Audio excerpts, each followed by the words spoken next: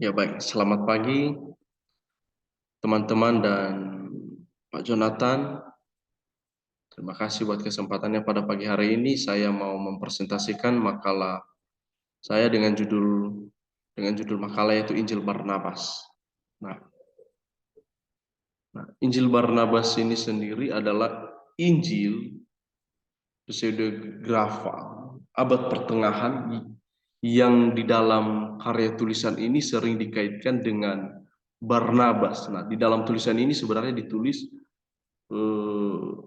bahwa Barnabas ini adalah murid Yesus dan ditulis di abad mula-mula. Nah, Injil Barnabas sendiri sebenarnya di sini dalam Injil Barnabas ini bertahan di dalam dua manuskrip, yaitu bahasa Italia dan Spanyol. Nah, penyebutan Injil ini di awal pertama di penebutan Injil Barnabas paling awal itu diketahui ditemukan dalam sebuah manuskrip pada tahun 1634 oleh Morisco, seorang Morisco yang ditemukan di Madrid. Nah, dan Injil kalau kita memperhatikan dan kalau kita membaca dari terjemahan atau beberapa tulisan-tulisan tentang Injil Barnabas ini sebenarnya secara keseluruhan Injil Barnabas ini sebenarnya sangat-sangat bertentangan dan sangat keliru di dalam menggambarkan mengenai kekristenan. Nah, makanya Paus Gelasius I yang menjabat dari tahun 494 yang menjabat dari tahun 1994 sampai 1496, dia melarang untuk membaca surat Barnabas, Injil Barnabas ini, karena dia melihat bahwa Injil Barnabas ini sebenarnya berusaha menyerang iman Kristen dan berusaha menunjukkan arti Muhammad di dalam Alkitab seperti itu. Nah, dan naskah asli Injil Barnabas ini sebenarnya ditulis di dalam bahasa Italia. Di dalam bahasa Italia pada tahun 1709 yang dianggap sebagai ajaran asli. Nah, bahkan dikatakan di dalam Injil Barnabas bahwa Injil Barnabas adalah Injil Isa yang asli dan mengusulkan pembaca untuk benar-benar sungguh-sungguh di dalam membaca Injil Barnabas ini. Nah, kita akan coba lihat bagaimana historis dan perkembangan Injil Barnabas ini. Nah, historis dan perkembangan Injil Barnabas ini, sarjana-sarjana itu banyak meneliti dengan cermat tentang pokok ini secara bulat. Bagaimana tentang Injil Barnabas ini. Dan tidak pernah ada dan ditemukan bahwa Injil Barnabas ini tidak pernah ada sebelum abad ke-15. Nah, hal ini muncul sebenarnya Injil Barnabas ini muncul 1500 kalau memang dikaitkan dengan Barnabas sendiri yang di dalam Alkitab. Nah, ketika para sarjana meneliti bahwa Injil Barnabas ini baru muncul hampir 1500 tahun sesudah kematian Barnabas sendiri yang ditulis di dalam Alkitab. Nah, para peneliti meyakini bahwa Injil Barnabas ini berpendapat bahwa Injil Barnabas ini asal-usulnya dari Italia dan mencatat kemiripannya dengan Divine Comedy karya de Alighieri pada abad ke-14.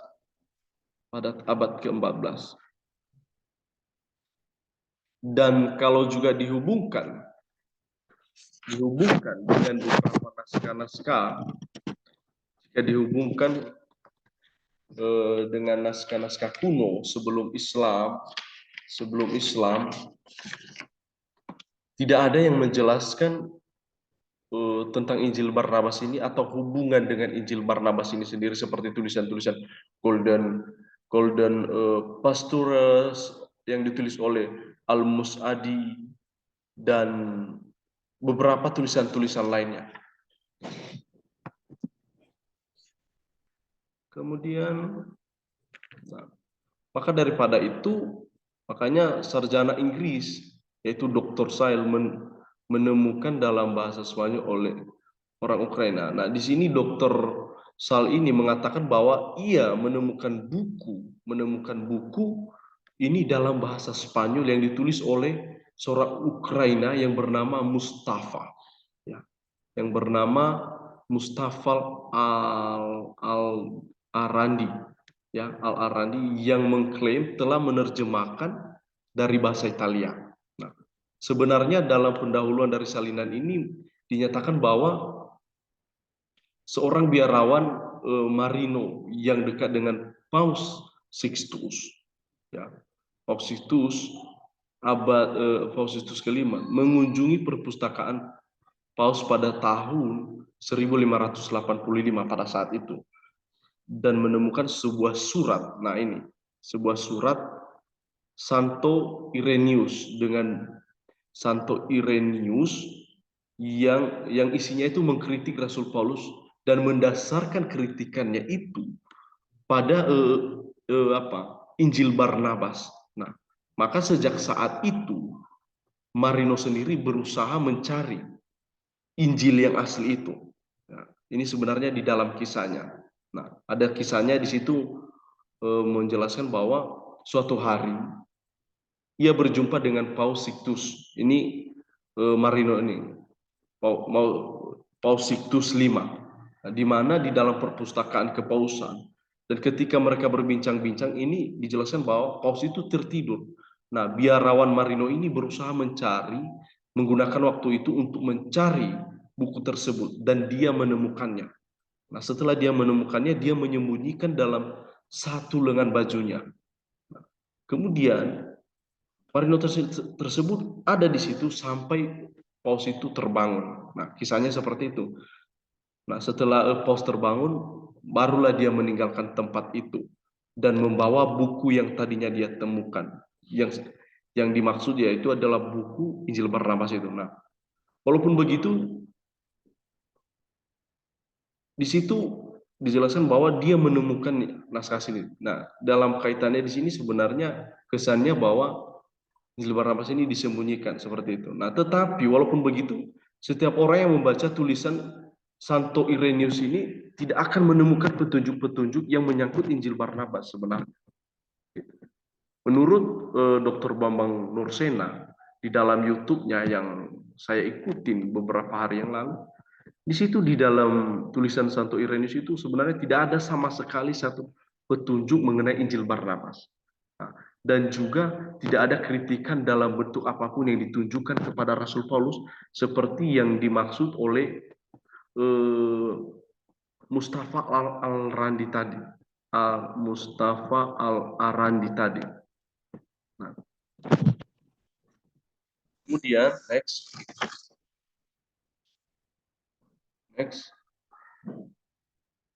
Ya. Kemudian itu beberapa sarjana beranggapan bahwa penulis Injil Barnabas adalah Marino sendiri sesudah ia memeluk agama Islam. Nah, dan dia dinamakan yaitu Mustafa Al-Randi. Nah, sarjana-sarjana lain sebenarnya cenderung percaya bahwa versi Itali ini bukanlah kopian yang pertama karena diterjemahkan dari bahasa Arab sebagai yang asli. Karena setiap orang yang membaca Injil yang diduga Injil Barnabas ini dapat menyadari bahwa penulisnya memiliki satu pengetahuan Al-Quran yang luas dan hampir seluruh isinya merupakan terjemahan secara harafiah dari ayat Al-Quran. Nah, kemudian pada tahun 1908 kitab ini diterjemahkan oleh Khalil Sa'adah.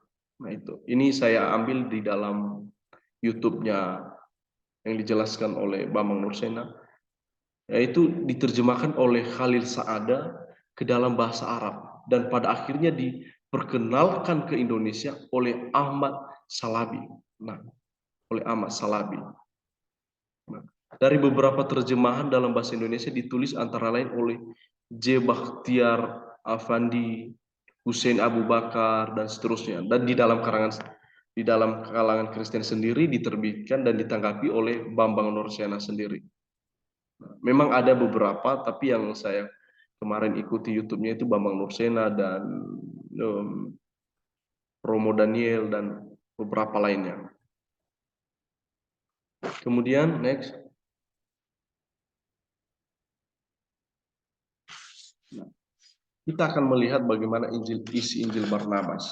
Nah, isi Injil Barnabas di situ dijelaskan bahwa judulnya adalah, menuliskan judul aslinya yaitu tertera pada sampul manuskrip Italia adalah Injil Yesus sejati, yang disebut Kristus Nabi yang baru diutus Tuhan ke dunia menurut uraian Barnabas. Dan menurut uraiannya adalah Barnabas ini adalah rasulnya, seperti itu. Nah, kemudian di dalam tulisan itu Yesus menunjuk 12 murid yang diantaranya itu Barnabas dan lain sebagainya. Kemudian mengenai kehidupan Abraham, di situ dijelaskan bahwa bukan Ishak yang dipersembahkan, tetapi tentang Ismail. Nah, di dalam tulisan Injil Barnabas itu yang saya baca, di situ tentang kehidupan Abraham dijelaskan, bagaimana tentang perjanjian sunat dan lain sebagainya, dan termasuk tentang apa yang dikorbankan oleh Abraham. Nah, di dalam Injil Barnabas sendiri di situ dijelaskan bahwa yang dikorbankan itu adalah Ismail, bukan Ishak. Nah, dan di bab atau di pasal yang ke-39 itu berisi tentang 9 nama Muhammad yang dikatakan atau yang disampaikan oleh Yesus sendiri. Nah, dan di dalam bab itu menjelaskan bagaimana Yesus memproklamirkan bahwa Muhammad itu sebagai Mesias yang akan datang setelah Yesus. Nah, jadi di dalam Injil Barnabas ini sendiri menjelaskan bahwa akan ada sang Mesias, yaitu Muhammad setelah Yesus. Nah, sebenarnya kalau kita melihat Injil Barnabas ini adalah Injil yang sedang menarasikan bagaimana Yesus mempersiapkan Muhammad. Ya. Dan sebenarnya di sini mau menonjolkan Muhammad sebagai sang Mesias yang sudah dinubuatkan oleh Yesus sendiri. Kemudian selanjutnya itu Maria diberitahukan Jibril tentang bagaimana penyaliban Yesus, penyaliban yang akan dialami oleh Yesus karena berbagai tuduhan dan lain sebagainya. Nah, dan di situ juga Allah langsung juga memberitahukan perlindungan Allah kepada Yesus. Nah, maksudnya begini. Jadi di sini Allah memberitahukan kepada Maria bahwa Yesus akan ditangkap, dia akan dianiaya dan disalibkan.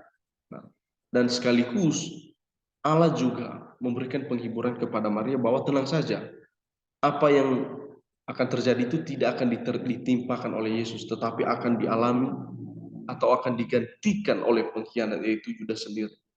Nah, makanya nanti di pasal berikutnya itu, di situ dinarasikan bahwa Allah mengutus malaikat Gabriel, Mikhail, Rafael, dan Uriel untuk menyelamatkan Yesus.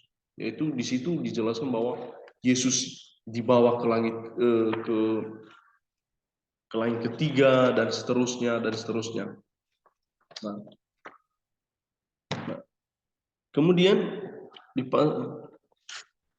di situ di nas terakhir itu Yesus berdoa. Yesus berdoa supaya diberi kemampuan. Nah, di dalam teks ini sebenarnya seolah-olah Yesus ini tidak memiliki kemampuan. Makanya di situ dikatakan setelah kejadian pada saat Gabriel, Mikhail, Rafael, dan Uriel membawa Yesus keluar melalui jendela, kemudian dibawa ke surga, ke langit ketiga dan seterusnya. Dan setelah itu Barnabas diubah menjadi mirip seperti Yesus, sehingga Barnabas yang ditangkap, Barnabas yang disalibkan. Seperti itu yang dinarasikan oleh Injil Barnabas. Nah, setelah kejadian itu, nah, Yesus berdoa, memohon kepada Tuhan supaya diberi kemampuan, supaya dapat memberitahukan ibu dan murid-muridnya, agar mereka tahu apa yang sebenarnya terjadi. Apa yang sebenarnya terjadi, bahwa yang ditangkap ini bukan Yesus, yang disalib ini bukan Yesus. Nah itu. Nah, kemudian next. Nah, kemudian di bab 3 yaitu kritik terhadap Injil Barnabas ini. Nah, kalau yang pertama itu kritik historis, kesalahan historis. Nah, menurut konklusi para ahli yang menyelidiki Injil Barnabas dari materi manuskripnya, karangan ini umurnya tidak dapat lebih tua dari tahun 1575. Sebagaimana diketahui bahwa satu-satunya manuskrip tertua adalah manuskrip yang kini ada di Wina, yang tertulis di dalam bahasa Italia. Nah, catatan Khalil Sa'ada, yaitu Hussein Abu Bakar dan Abu Bakar Basmele tahun 1970. Di situ dijelaskan bahwa tulisan itu ia berwujud 225 halaman tebal yang terjilid rapi dari 2 keping seng yang dibungkus dengan kulit dan seterusnya. Nah, kemudian kertasnya terbuat dari kulit. Nah, sebenarnya berdasarkan kertas yang digunakan di mana dijumpai adanya filigram tanda pengenal cangkar tersebut, para ahli kemudian menelusuri asal-usul dan kapan filigram itu diterbitkan sebagai upaya untuk menentukan penanggalan penulisan Injil ini. Nah, kendati pun demikian, penyelidikan melalui metode ini tidak mudah sebab sulit menjumpai manuskrip aslinya. Nah, tetapi analisa berdasarkan kritik teks membuktikan dengan jelas dari tulisan-tulisan sebelumnya, dari penjelasan Khalil Sa'ada ini. Di situ menjelaskan bahwa pengarang buku yang memakai nama dan kewibawaan Barnabas itu pasti tidak hidup sezaman dengan Yesus, apalagi menyertainya sebagai murid dan mitra terkasihnya. Nah, di sini saya mengutip beberapa ayat karena di dalam Injil Barnabas itu menuliskan bahwa dia adalah murid. Dia adalah bagian atau salah seorang dari murid Yesus. Nah, sementara di dalam Matius 10 ayat 2 sampai 4, di situ dijelaskan pada saat Yesus memilih murid-murid, di situ dengan jelas mengatakan bahwa tidak ada yang bernama Barnabas. Tetapi Barnabas sendiri baru muncul namanya itu sebenarnya di dalam Kisah Para Rasul. Nah, kalau kita merujuk di dalam Injil Barnabas ini dijelaskan bahwa Barnabas adalah rasul. Nah, di dalam Kisah Para Rasul 4 ayat 36 dan 37, di situ menjelaskan bahwa Barnabas mempersembahkan apa yang hartanya di depan kaki rasul-rasul. Nah, ini menegaskan, ini menunjukkan bahwa sebenarnya Barnabas ini bukanlah golongan dari rasul. Tetapi di dalam Injil Barnabas menjelaskan bahwa Barnabas ini adalah murid Yesus, Barnabas ini adalah rasul. Tetapi di dalam Alkitab sendiri tidak ditemukan penjelasan bahwa Barnabas ini adalah murid Yesus, Barnabas ini adalah golongan rasul. Ini adalah sesuatu kekeliruan. Dan sebenarnya dari beberapa tulisan-tulisan menjelaskan bahwa Injil Barnabas ini berusaha melawan keempat Injil kanonik di dalam Alkitab. Kemudian latar belakang Spanyol. Latar belakang Spanyol. Bahasa Italia yang digunakan di dalam Injil ini ternyata banyak ditemui kesalahan-kesalahan. Nah, beberapa kejanggalan yang dimaksud, misalnya di sini saya ambil 2 contoh yang dituliskan oleh Pak Mandursen, yaitu misalnya kata ano, artinya itu Tuhan. Yang ditulis yang ditulis yaitu Hano. Nah, sebenarnya ini tidak lazim di dalam bahasa Italia. Kemudian Cristo, yang artinya Kristus, ditulis dengan huruf S. Padahal lazimnya hanya satu aja. Nah, di sini ditulis dua S. Di dalam Injil Barnabas ditulis dua S. Padahal lazimnya itu hanya satu saja. Dan lain sebagainya. Nah, ditambahkan pula pasti manus. Nah, makanya Profesor Dr. De Apaze, seorang cendekiawan dan veteran Yesuit Spanyol, mengatakan bahwa banyak kesalahan ejaan di atas adalah khas bagi orang yang menggunakan Spanyol itu sebagai bahasa ibu. Nah, ditambah pula istilah manuskrip. Nah, banyak susunan kalimat memperlihatkan dengan jelas istilah Toscan, bahkan secara keseluruhan tersusun dalam dialek Toscan dan Venetian. Nah, manuskrip Itali itu bukan hasil terjemahan dari bahasa lain. Nah, hal ini sebenarnya meneguhkan bahwa Injil Barnabas ini tidak ditulis, bahwa Barnabas ini ditulis dalam bahasa Italia yang belum ada di zaman Yesus pada saat itu. Artinya, ini kan menjelaskan bahwa sebenarnya Injil ini adalah Injil karangan setelah Yesus dan setelah Barnabas sendiri. Tetapi di dalam Injil Barnabas sendiri mengatakan bahwa tidak. Ini adalah Injil sezaman dengan Yesus. Seperti itu.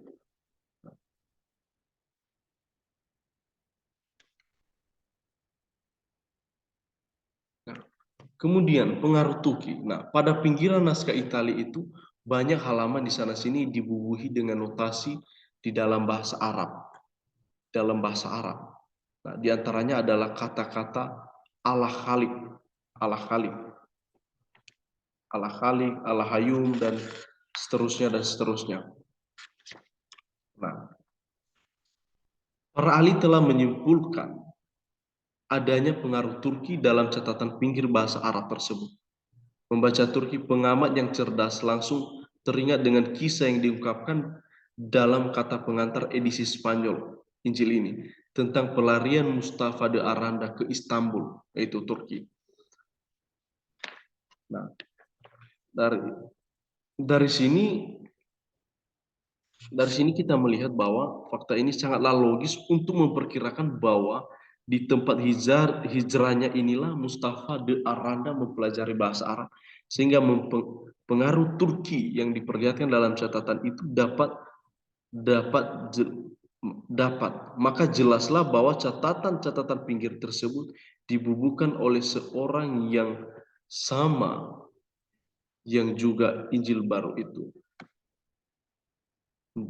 Yang sama yang juga menulis Injil baru itu. Kemudian next. Kesalahan ilmu sejarah.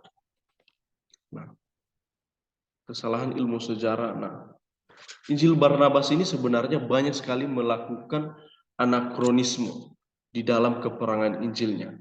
Nah, di mana di dalam pasal 3 disebutkan tahun kelahiran Yesus ketika beberapa penguasa pemerintahan dan menjadi imam besar pada saat itu. Nah, padahal menurut catatan sejarah yang sesuai dengan Perjanjian Baru, Pilatus itu menjabat sebagai gubernur atau wali negeri di wilayah itu tahun 29 Masehi. Nah, sementara Yesus sendiri lahir kira-kira 4 sampai 5 tahun sebelum kalender Masehi yang sekarang. Kalender Masehi yang sekarang. Nah, jadi jelas ada anakronisme yang dilakukan oleh penulis Barnabas karena memang jauh dari abad 1 Masehi dan tidak menjadi saksi mata kejadian. Makanya dia salah, dia tidak tahu. Next. Nah, kemudian kesalahan peta geografis. Nah, kesalahan peta geografis di sini adalah di mana di dalam Injil Barnabas di pasal 20, di situ dijelaskan bahwa Yesus pergi ke Galilea naik sebuah perahu dan berlayar ke kota Nazaret. Nah, sementara di dalam peta bumi Palestina, menunjukkan bahwa Nazaret ini adalah sebuah kota yang terletak di dataran tinggi. Nah, di mana jarak antara Nazaret dan Laut Galilea itu kira-kira 20 km. Nah, tetapi di sini Barnabas mengatakan bahwa Yesus naik perahu ke Nazaret. Nah, oleh sebab itu, mustahil disinggahi sebuah perahu karena itu berada di dataran tinggi, bukan di pesisir pantai. Nah, tetapi di sini Yesus berlayar ke kota Nazaret. Nah, ini adalah sesuatu kebohongan, sesuatu ketidaktahuan penulis Injil Barnabas ini mengenai peta atau keadaan letak geografis di sana. Nah, lebih mirisnya lagi di dalam pasal yang ke-21, di mana di situ dikatakan bahwa Yesus mendaki dari Nazaret. Nah, ini dari Nazaret, Yesus mendaki dari Nazaret ke Kapernaum. Dari Nazaret ke Kapernaum ini. Dari Nazaret ke Kapernaum. Dari Nazaret ke Kapernaum.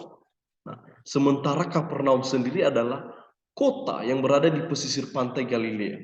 Dan keadaannya itu lebih rendah dari kota Nazaret. Tetapi di dalam Injil Barnabas dijelaskan bahwa Yesus itu naik. Sebenarnya di sini Yesus itu bukan naik, tetapi turun harusnya. Nah, ini kesalahan peta geografis yang tidak diketahui, yang sebenarnya tidak dipahami oleh Injil Barnabas, penulis Barnabas. Nah, di situ kalau kita lihat di dalam pasal 21, di situ dikatakan bahwa mendakilah Yesus ke Kapernaum. Seraya pula ia setelah mendekat dengan negeri, tiba-tiba ada seorang yang keluar dari kubur-kubur itu, kerasukan setan, dan tidak ada satu rantai yang mengikatnya karena parahnya sehingga menyebabkan bahaya bagi banyak orang. Maka menjeritlah setan-setan dari mulutnya. Ya kudus Allah, mengapa engkau datang sebelum waktunya untuk menggusarkan aku? Nah, sebenarnya Injil Barnabas ini mencoba menyalin kisah di dalam Matius 8. Matius 8. Nah, tetapi sebenarnya ada banyak kesalahan di dalam dia mengutip. Yang pertama tentang geografis. Kemudian kisah yang dinarasikan di dalam Injil Matius ini sebenarnya sangat salah total. Nah, dari sini kita mengetahui bagaimana kepalsuannya Injil Barnabas ini. Kemudian kesalahan keagamaan. Nah, kesalahan keagamaan di sini adalah di pasal 215 sampai 216 menyebutkan bahwa Yesus tidak disalib seperti yang dijelaskan sebelumnya. Yesus tidak disalib, tetapi Yudas yang disalib. Nah, sementara dari semua Injil kanonik dan tulisan para rasul-rasul menuliskan bahwa Yesuslah yang disalib dan Yudas yang mengkhianati. Yesus itu bukan disalib matinya, tetapi mati karena gantung diri.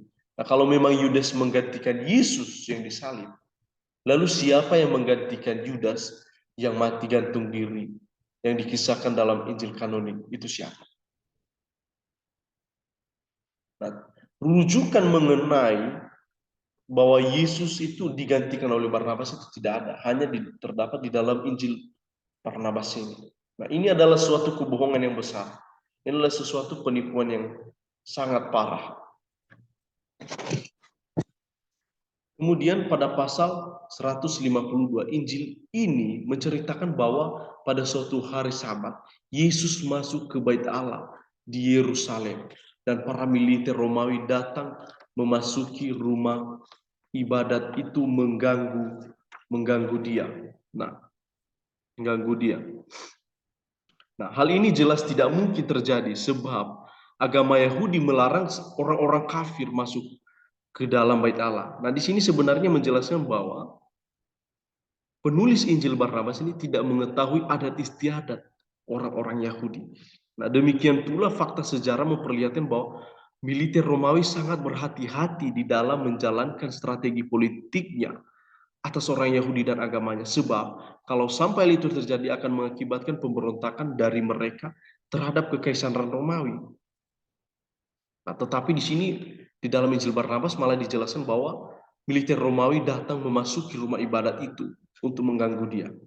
Nah, ini sebenarnya menunjukkan bahwa penulis Injil Barnabas ini tidak mengetahui bagaimana kebiasaan orang-orang Yahudi mengenai rumah ibadat, bagaimana istiadat di sana. Ini sangat jelas bagaimana karangan ini sangat-sangat palsu. Nah, kemudian di situ juga dijelaskan bahwa orang-orang Farisi di dalam pasal 144 dan sampai 150, Injil ini nampaknya digambarkan oleh pengarangnya sebagai biarawan-biarawan ala abad-abad pertengahan yang hidup selibat, tidak kawin, dan mengenakan pakaian-pakaian khusus. Pakaian-pakaian khusus. Nah, sementara bahkan dilukiskan pula bahwa pada zaman Nabi Elia 12 gunung waktu itu didiami oleh 7.000 orang Farisi. Itu di pasal 45. Pasal 45.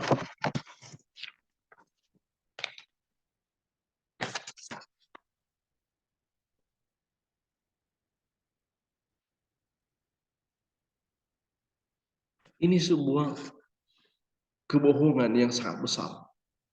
Kemudian di pasal 50 Injil Barnabas menceritakan bagaimana kecaman Yesus terhadap kepalsuan hukum yang sambil lari disinggung oleh pula hikayat tentang dua orang tua yang menghukum Susana. Sementara kisah tentang Susana ini tidak tercantum di dalam perjanjian lama Ibrani, yang kemudian diikuti oleh kanonisasi gereja-gereja reformasi, melainkan termuat dalam terjemahan Yunani yang ditambahkan di dalam pasal 13 dan 14 kitab Daniel. Nah, ini sebenarnya adalah pembohongan. Ini adalah sebuah karangan yang sebenarnya tidak ada dasarnya. Nah, berdasarkan ini, saya menyimpulkan bahwa Injil Barnabas ini adalah Injil palsu yang berusaha mengacaukan iman Kristen dan berusaha mengokohkan bahwa Muhammad adalah utusan Allah sejak munculnya hingga saat ini.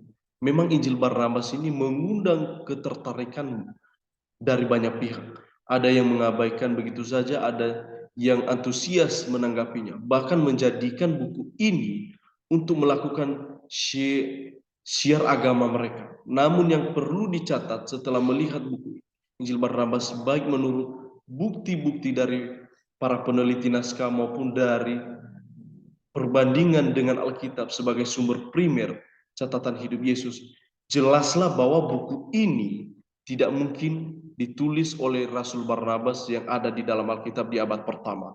Karena kesalahan-kesalahan keagamaan, kesalahan geografis, anakronisme sejarah, dan berbagai macam kesalahan lainnya. Oleh sebab itu layaklah Injil palsu ini dipelajari untuk melihat jenis-jenis dan cara-cara ajaran yang menyimpang, dan untuk memberikan kesadaran bagi pembaca agar dapat membedakan mana yang merupakan wahyu yang historis dengan yang mitos, yang historis. Dengan melihat dari catatan dalam Injil Barnabas, sudah dapat ditentukan bahwa buku ini tidak mungkin ditulis oleh penulis yang bernama, sudah dapat ditentukan bahwa ditulis dalam bahasa Italia,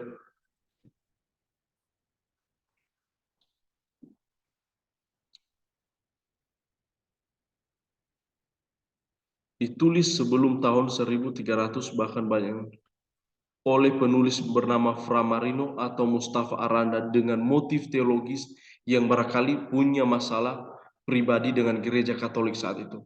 Mempelajari Injil Barnabas justru membuktikan bahwa Alkitab yang dipegang oleh orang Kristen adalah Injil yang asli, yang memang ditulis oleh para saksi mata yang hidup di abad pertama, yang punya kesinambungan dengan perjanjian lama, yaitu kitab Taurat, Mazmur, dan kitab para nabi. Ya. Jadi itu saja hasil presentasi makalah saya. Mohon maaf atas kekurangan-kekurangannya. Tuhan Yesus memberkati.